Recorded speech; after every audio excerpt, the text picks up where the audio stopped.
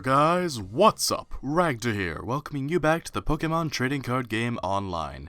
I've got more boosters, and you know what that means, it's time to open them and hope we get some amazing new cards. So let's start off with these uncommon reward chests that I got for server maintenance, I think? And I think I came in last in a couple tournaments. Hey, this isn't a bad card. This is Doug Trio with 90 HP, and Earthquake for 60 damage, and 1 Fighting type energy. That's what's significant here. This attack does 10 damage to each of your benched Pokemon, don't apply weakness and resistance for benched Pokemon. And Rock Tumble, also for 60. This attack's damage isn't affected by resistance. The real reason to use this is because of the 1 energy for 60 damage Earthquake. As soon as turn 2 rolls around, you can use Doug Trio to put a lot of early pressure on your opponent, and the 10 damage in the early game won't really rack up that much, especially if you don't keep any other Pokemon on your bench besides Doug Trio while it's doing its job. So not a bad card all around, certainly not a top tier card, but if you need fighting types, then that's a great fighting type to put in your deck. Ooh, we got 10 coins from that one. And, ooh, Entei with 120 HP and Burning Roar for 1 colorless. Discard the top 4 cards of your deck. If any of those cards are Fire-type energy cards, attach them to your Pokemon in any way you like. So, a lot of Fire-type cards you're going to notice all have a theme of discarding energy and getting it back later, or discarding energy, or discarding cards in the first place. It's a big common theme with Fire-types in this game, to kind of burn themselves out, basically. And it's very neat, it makes for some very interesting game mechanics. And then Combat Blaze. This attack does 20 more damage for each of your opponent's benched Pokemon. So, for 2 Fire-type energy, this can actually do 120 damage, which is not bad. This is a pretty good entry-level Fire-type card. I don't recall if I've seen it at competitive play, but it's certainly not bad. You can do worse than that Entei card. And then we have an energy switch. Move a basic energy from one of your Pokemon to another one of your Pokemon. Kind of just a decent tech card you can put into your deck, so that you can rearrange your energy a little bit. Let's crack the X and Y base set, because I'm pretty sure I have, like, almost all the cards from the set. So we'll just get it out of the way. We'll look at the nice card art. Oh, never mind. I'm missing a Psychic energy. And 2 rares. Something good, something great. Give me a reason to celebrate. Huh? I've never seen that before, never mind. Alright, so this is Malamar with Mental Panic. If the defending Pokemon tries to attack during your opponent's next turn, your opponent flips a coin. If tails, that attack does nothing. Nothing. Nada. 30 damage off that one. And Puncture. This attack's damage isn't affected by resistance. 2 darkness and 1 colorless for 70 is pretty bad. The reason to use this Malamar is that Mental Panic effect. The whole reason to use this card is basically to try and annoy your opponent. I don't, you know, it's not good, it's not great, but it's okay. You can play around with it, have some fun. Then we have a reverse holo in the form of Beedrill with 120 HP. How sad is that, Malamar? How sad are you? When Beedrill has more HP than you do. Tisk, tisk, tisk. And Poison Jab. Your opponent's active Pokemon is now poisoned for 20. And Flash Needle. Flip 3 coins. This attack does 40 damage times the number of heads. If all of them are heads, prevent all effects of attacks, including damage, done to this Pokemon during your opponent's next turn. That's a lot to chance on.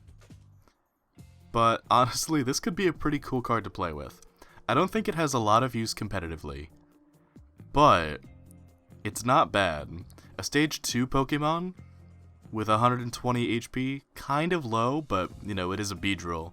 The purpose is to get this out pretty quickly. Honestly, though, I've seen worse cards.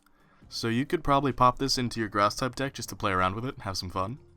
Then we have Roller Skates, flip a coin, if heads draw 3 cards, pretty good tech card. Shauna, shuffle your hand into your deck, then draw 5 cards. The main reason I see Shauna used is if you don't have 4 copies of Professor Sycamore or Professor Birch's letter, or Professor Birch's observations rather, and you're just looking for something to kind of fill the void a little bit. Then we have a Muscle Band. The attacks of the Pokemon this card is attached to do 20 more damage to your opponent's active Pokemon. You will find in most decks, not all decks, but in most decks, probably at least 2 copies of this. Being able to do that extra 20 damage can and does make the difference between getting a KO and letting your opponent get one more turn out of their Pokemon. So you will see this pretty much in all competitive decks. Pretty much. There are some decks that don't really use item cards all that often, but Muscle Band is like a competitive staple at this point. It's so good. Then we got a Psychic Energy, and then we just look at the top art, or the art for the top card rather, and we've got a Charging Rhyhorn. Look at him, he's coming for us. Right down the middle. Got a Fairy-type Energy. I like how Fairy-type Energy looks. It's very pretty. And we got a cute little Ekans. He's just hanging out on a tree. Look at him. And a cute little Bidoof. He's just walking along a river. He ain't bothering nobody. Alright, now let's crack this Ancient Origins. Something good. Something great. Give me a reason to celebrate. One rare. One rare. Come on, something great. Something great. Something great. Oh. Porygon Z. Prevent all effects of your opponent's Pokemon's abilities done to this Pokemon. That's kind of cool. Digital Reboot. Devolve as many of your benched Pokemon as many times as you like. Put each evolution card removed this way into your hand. And Dazzle Blast. Your opponent's active Pokemon is now confused. This... What a bizarre little card. I don't really know what its purpose is. See... If this was a Stage 1 Porygon, right? Not Porygon 2, not Porygon Z. If this was a Stage 1 Porygon and it had these effects, I could see it being teched into a lot of decks in order to... Wait a minute. Oh, I know what this could be used for. You could use this in conjunction with Crobat and Golbat to devolve them back into Zubat, so that you can play them as Golbat and Crobat again. And the reason you would want to do that is because when Golbat and Crobat evolve, you get to put damage counters onto any of your opponent's Pokemon for basically free. So I guess, in a weird way, you could use this. Again though, if this was a regular Porygon card and you could do this as soon as the first turn, it would be pretty great actually. I could see that being run in a lot of decks. Because it's a Stage 2 Pokemon, and you have to evolve Porygon twice to get to this card, I don't know how great it is. I've never seen this used competitively, at least I don't think I have. It's certainly a cool card, though. It might be worth playing with. I don't know. I'll have to do some research into that. I've never seen that card before, though. Then our Reverse Holo is a cute little Wooper. It's just having a little nap. The attack is literally nap. Okay, I didn't look at that first. Then we have a Flareon. So these cards are kind of cool. Flare Effect. Each of your Stage 1 Pokemon in play is now a Fire type in addition to its existing types. So Jolteon, Vaporeon, and Flareon all have the ability to add a type to your Stage 1 Pokemon. And Stage 1 is like a Pokemon that has evolved once. Like Flareon, like Sliggoo over here. If a Pokemon... Oh, and Malamar, too. We have 3 Stage 1s in this. So that lets you benefit from things like certain stadium effects. That lets you benefit from certain item cards. That lets you benefit from abilities. There's a whole lot that you can do in conjunction with these abilities. And honestly, I think they're kind of underrated. I know I see them teched into some decks, which basically means that some decks run them specifically to execute a specific strategy or to counter a specific type of deck that normally their deck might struggle against. But I've never really seen a deck built around them, and I think that might be kind of cool to try out sometime. Then we have Lysander. Switch one of your opponent's benched Pokemon with his or her active Pokemon. This is such a staple supporter card that I really can't imagine the metagame without it. Because what Lysander allows you to do is get the most optimum setup. You can pull one of your opponent's not quite set up or crippled or weakened or lessened or a Pokemon that bears less HP up to the active slot and knock them out. It's that easy. All it takes is this card. So good. And then we have Sliggoo with 70 HP and Bubble. Flip a coin if your opponent's active Pokemon is now paralyzed, and Melt for 20. The middle child card, it's nothing special. Won't write home to mom about this. Then we have a very proud looking Golett. We have a surfing Malamar? What is with this card art? Is it actually surfing, or is that just like a wave in the background while Malamar floats on its weird feet things? Ugh. Then we got a lounging Meowth. Aww, it's having a nice vacation. The napping Wooper again, and the... and a chill little Larvesta who is acting not very chill with the fire. He's combusting. Alright. Here's what I want to do. I want to crack one Breakpoint booster, and then my Roaring Skies booster. There's cards I want out of both of these. I need something good. Please. Please, booster gods. Something good. Something great. Please give me a reason to celebrate. Please, please, please. Please. Alright, one rare. Come on. Come on, come on, come on. Come on. That is not something good, and it is not something great, but I have seen it used to some effect before. So this is Hypno with Goodnight Babies. The single creepiest ability name in all of Pokemon. Once during your turn before you attack, you may leave both active Pokemon asleep, and while that sounds pretty detrimental, there are a lot of ways around it, namely the Sparkling Robe tool card, which will block special effects from happening to your active Pokemon. So with Hypno on the bench, you can just basically put your opponent's Pokemon to sleep for basically free, and then hope that they don't wake up. Sleep isn't the most reliable of status, but it is one of the most annoying. So take from that what you will. I hate Hypno. I hate it so much. Our reverse holo is a Chikorita, seeing through a little portal into a Fennekin. What's with that, huh? Then we have a Stantler with 90 HP and Mystifying Horns. Flip a coin if your opponent's active Pokemon is now confused. That would be good if it did damage. And Big Charge. If you have any Mega Evolution Pokemon on your bench, this attack does 50 damage. More damage, rather. So 80 for double colorless is not bad. Here's the thing, though. If you have Mega Evolution Pokemon, very typically, you want to be using them. Not a Stantler. So I don't really know what the purpose of this card is supposed to be. Maybe switch one of your weakened Mega Evolution Pokemon out to try and pick up a Revenge KO. Where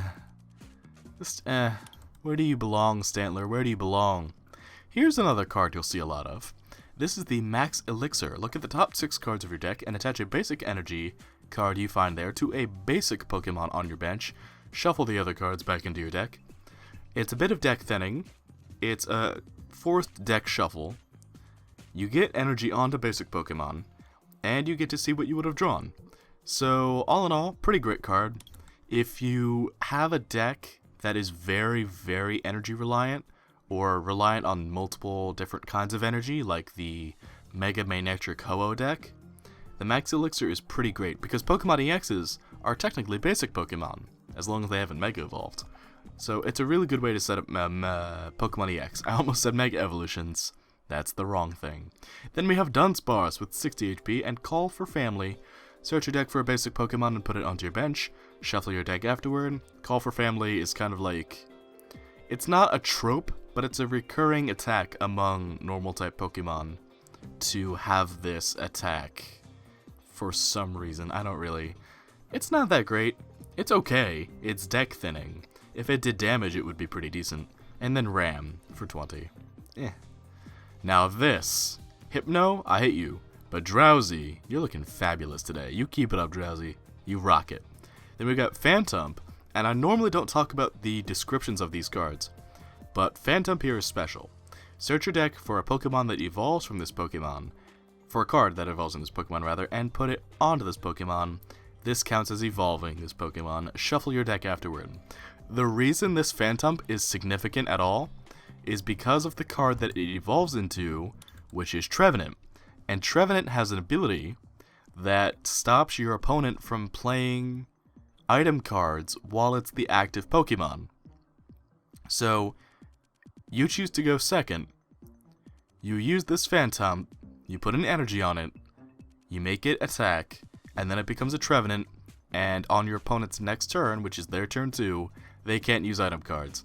The vast majority of Pokemon trading card decks are comprised of item and supporter cards.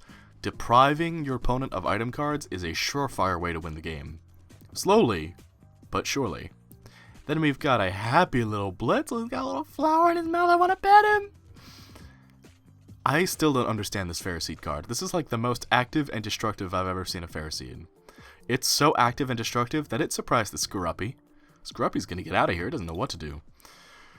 Okay, Roaring Skies booster pack. I am looking for a very, very specific card from you. I have needed this card for so long. I need it so badly. It would complete so many of my decks. Please, please give me the booster. Not the booster, give me the card. Please give me the card that I want. Please, please, please. I'm picturing it in my head. I can see it in my mind's eye. Please deliver it unto me. I'm going to close my eyes. I'm going to keep the picture of the card in my head as long as possible. Please, please, please, I need it. I need it so bad. Please, please, please, please, please, please, please, please. I'm not looking. I'm not looking. I'm not looking. Alright, one rare. One rare. Come on. Something good. Something great. Give me a reason to celebrate. Ah, that's not it. That's not what I wanted. But we have Talonflame with 130 HP and Grand Loop. Draw 3 cards. You may switch this Pokemon with one of your benched Pokemon and Brave Bird. This Pokemon does 20 damage to itself. See, if this was Fletchling and it didn't have to evolve twice to get to this stage, this would be a really decent early game card. You could even lower the damage on Brave Bird. It'd still be pretty good. But for a stage 2 Pokemon, this is underwhelming. Like, really underwhelming. Even Grand Loop isn't that great, because you have to have Talonflame out on the active slot to begin with. You're using your attack to draw 3 cards and then put another Pokemon into a vulnerable position. It's just... it can be useful. I can think of a couple scenarios. Maybe with, like, the Suicune that stops it from being attacked by Pokemon EX. Maybe with the Regice that doesn't... no, because you have to attack with that Regice. Maybe with Aegislash EX, because Aegislash EX won't take damage from a Pokemon with special energy attached. I don't know, I can think of some uses for this, but there are not that many. And then our reverse holo is a Voltorb with 60 HP, and Thunder Wave. Flip a coin. If heads, your opponent's active Pokemon is now paralyzed, and Big Explosion. Does 60 damage. This Pokemon does 60 damage to itself. Kind of underwhelming. But it only costs 2 energy. It's a basic Pokemon. Does 60. Actually, with a Fighting Fury Belt, you can get around that. Voltorb will survive with 40 HP, and that attack does 70 instead. That's actually kind of a cool idea. I might have to punk some people with that. Then we have Mega Turbo. Attach a basic energy card from your discard pile to one of your Mega Evolution Pokemon. This is a really good way to power up Mega Evolutions, especially since their attacks tend to be quite costly, or they tend to be the target of Team Flare Grunt cards, which discard an energy attached to your Pokemon. So all in all, I think this Mega Turbo, it's not necessary in every Mega Evolution deck, but it's definitely recommended. Heartily recommended, actually. And then we have a Ninjask with 70 HP, and Wing Buzz. Once during your turn before you attack, if this Pokemon is your active Pokemon, you may discard a card from your hand. If you do, discard the top card of your opponent's deck. Huh. Now I wonder about that. Is mill a thing in Pokemon these days? I don't see this Ninjask see play, and I'm only really just now taking into account what I'm seeing here. So by discarding a card of yours, and there's actually a card I think this would pair well with in Execute, which lets you put it back into your hand after you've discarded it, you could mill your opponent a little bit every turn. That could definitely be worth it. Oh, wait a minute. I just realized how it could be even better. After Image Assault, search your deck for up to 2 Ninjask and put them onto your bench. Shuffle your deck afterward. So with this, you can, without having to evolve a Nincada, you can go get 2 more Ninjask, put them onto your bench, and then every turn discard 3 cards, make your opponent mill 3 cards, combined with Execute, and maybe even some Night March Pokemon for attackers. This could be pretty good. Probably not like a competitive level card, but I could honestly see this see some play. I want to play with it now. I want to see what it does. Then we have a Sky Field. Each player can have 8 Pokemon on his or her bench. Normally you can only have 5. When this card leaves play, each player discards benched Pokemon until he or she has 5 Pokemon on the bench. The owner of this card discards first. So the real reason to use this is there are a large number of cards that do their damage based on the amount of Pokemon you have on the bench. And that's really all the reason to use this. But it's good. It's really good. You can trick your opponent into setting up a lot more than he or she intends to. You can set up a whole bunch. Not only that, but you can capitalize on multiple bench effects like this Ninjask, like Wobbuffet and Mr. Mime. Not Wobbuffet, sorry. Like Garbodor and Mr. Mime. Garbodor, who blocks abilities while it has a tool card attached. Mr. Mime, who blocks damage to your benched Pokemon. There are a lot of reasons to use Skyfield, and Pokemon like Ninjask are just one of them. This is not the Execute card I was thinking of, but they are being harassed by a Spearow, and that's not cool. But then we've got this Happy Meowth. He's even singing a little song. Aww. And you got a little Wurmple just chilling out in the grass. Fortree City is over there. And then a Cascoon, looking much more suspicious. It's scared. And then a very action-packed Electric card. I actually like this a whole lot. It's very neat card art. Doesn't do anything, but it's neat. Alright, last Breakpoint pack. You are my last chance to get a good card. Please, I am begging you. Something good. Something great. Give me a reason to celebrate. Come on. Come on, it's been a dry night. Give me something great.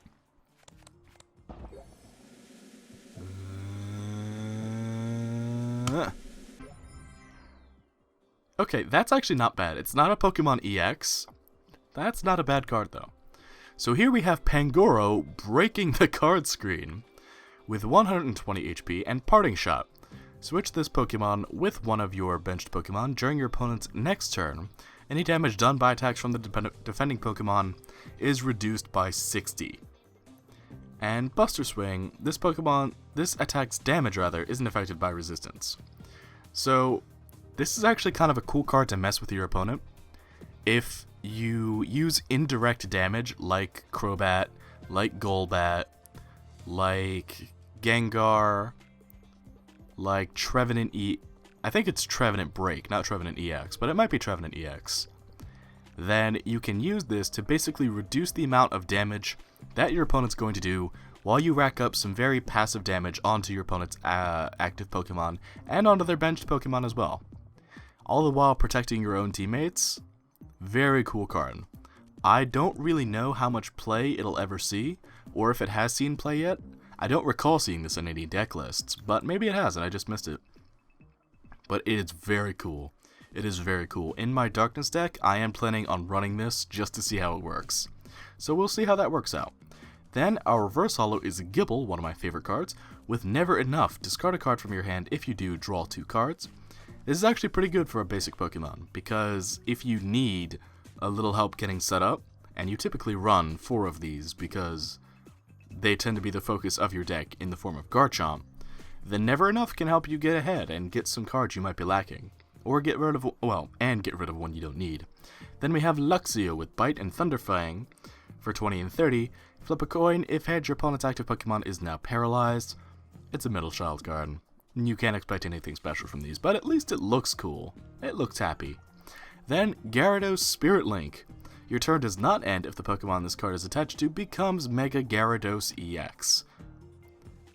The entire point of running these is because Mega Evolution Pokemon, on their own, will slow down your momentum. Your turn ends when you Mega Evolve them, and that can give your opponent a free turn to react to them, basically, and to set up on them, or to try and take them out. With a Spirit Link tool card, though, you can get the effect from them right away. You can still fire off an attack, and you can still get mileage out of that Pokemon while it's your turn. It's pretty necessary to be running these if you're going to be running any Mega Evolution Pokemon. Then we have Aromatisse with 90 HP and Dizzying Cologne. If your opponent's active Pokemon is a Pokemon EX, this attack does 40 more damage, coming off of base 20, and Fairy Wind for base 40. See, this would be pretty okay, again, if this was Spritzy, or if Aromatisse had more HP and that did just a little more damage. But as it stands, 60 isn't anything to write home about. You have to evolve Spritzy to get this Aromatisse.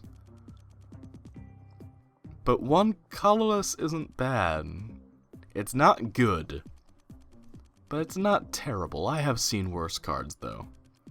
And then card art. Remember that Hypno from before and that Clefairy in the background? Look what he did to it. I hate Hypno, and I hate this card art so much. It makes me feel so bad. This card art, on the other hand, confuses me. Why is Kricketot so intense? What does it see? What's it looking for? What happened, Kricketot? You can tell me. And then we have the cutest card art I've ever seen. It's a Shinx rolling in a bed of pink flowers. Oh, be still my heart. Oh, I want to give it the biggest hug. And we've got a happy little Corsola just chilling out. Looks like it's on stage. And another Gibble. He's breaking out of a mountain. Alright, no Pokemon EX that time, but we did get some pretty cool cards. I'm especially happy about that Pangoro. I think I can see some real use for that. So, if you guys have enjoyed this episode of opening booster packs, then please let me know with a like and a comment down below, and tell me which of the cards we opened was your favorite. It can be from competitive, or it can be just based on the art. I want to know. So, until next time guys, when I have more boosters, be sure to take care and have a good one. Thanks for watching, bye bye!